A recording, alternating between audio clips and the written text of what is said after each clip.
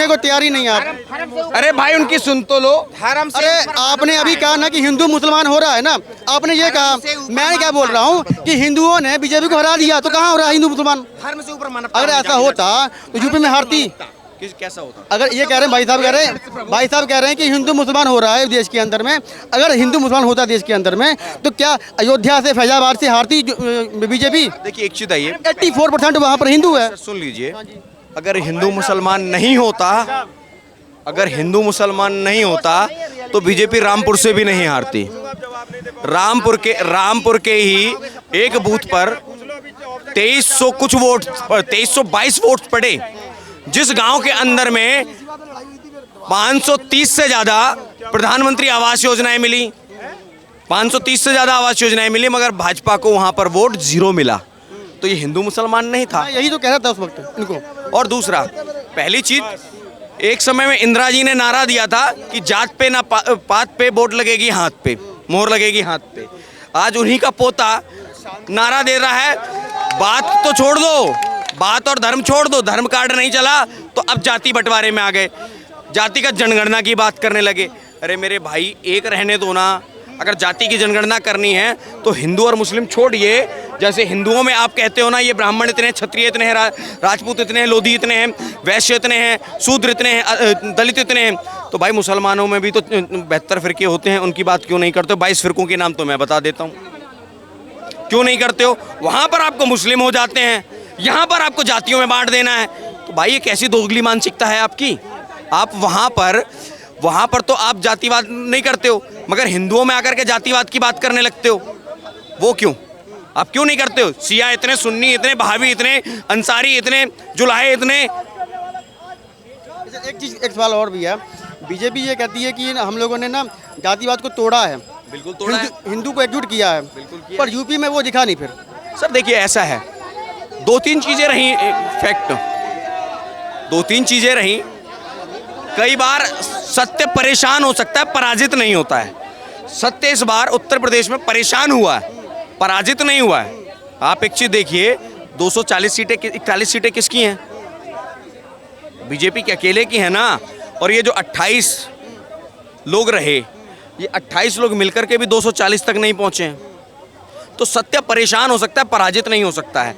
जिसका एक जीता जागता उदाहरण आज कांग्रेस पार्टी को भी मुंह पे पड़ी है, दिल्ली हाई कोर्ट के द्वारा रजत शर्मा जी के केस में, कि झूठ जो होता है बहुत हल्का होता है। आपको क्या लगता है यूपी के अंदर में इस तरीके से हार जो बीजेपी की हुई है, उसका मुख्यतः कारण क्या है? कि आप एक चीज़ है, पहली चीज़, एक चीज कारण नहीं होती। कई बार होता कि कैंडिडेट सिलेक्शन गलत, जो नीति रही कैंडिडेट का सिलेक्शन गलत, जो अनुमान रहा कि हमने सभी के लिए कार्य किया तो सभी हमें वोट देंगे, और जो देश के अंदर में 8 करोड़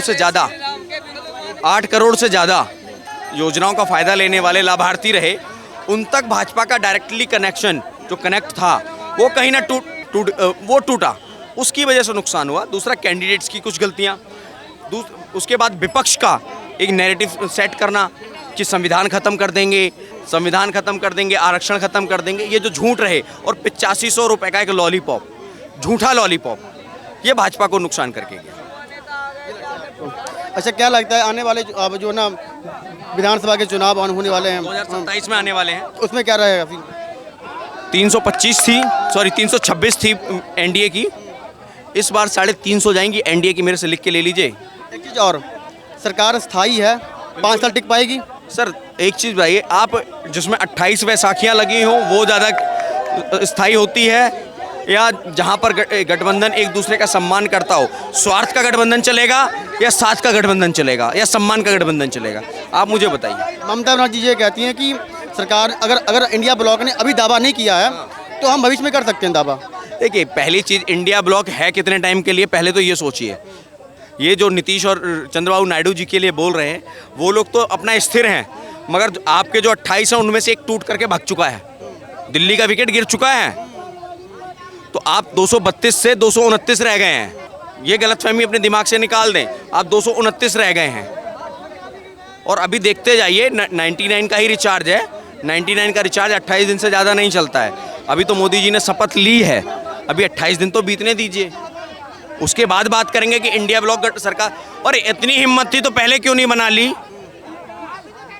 जाके बोलते ना राष्ट्रपति महोदया को जी हम सरकार बनाएंगे, दावा पेश करते। तब तो हिम्मत ही नहीं थी जी हम सरकार नहीं बनाएंगे। किसका किसका स्टेटमेंट था? अर्जुन खड़गे जी का था ना। आपकी इंडी गठबंधन की सबसे बड़ी पार्टी का स्टेटमेंट था। तो भाई क्यों नहीं बना लिया? तब तो पीछे भाग गए। जो अभी आतंकवाद के ऊपर घटनाएं हो रही हैं देश के अंदर में, क्या कहना चाहेंगे? देखिए, देश की जनता को समझना चाहिए, जब ये 99 पर आए तो देश में आतंकवाद की घटनाएं बढ़ गई। अभी थोड़ी सी सीटें बढ़ी तो ये आतंकवाद की घटनाएं बढ़ गई। चुनाव से पहले पाकिस्तान से सपोर्ट मिल रहा था। पाकिस्तान के पूर्व मंत्री फवाद चौधरी राहुल गांधी के समर्थन में पोस्ट कर रहे थे। तो आप ये देखिए ना, कांग्रेस का और आतंकवाद का रिश्ता क्या कहलाता है? पुराना है। यासीन मलिक को प्रधानमंत्री आवास में बुला करके पटका पहनाया जाता था, सम्मान किया जाता था। तो ये आतंकवाद के साथ कांग्रेस का रिश्ता पुराना है, तो इसमें कोई छुपा हुआ नहीं है। क्या नाम हुआ सर आपका? सुधीर शर्मा। धन्यवाद सर।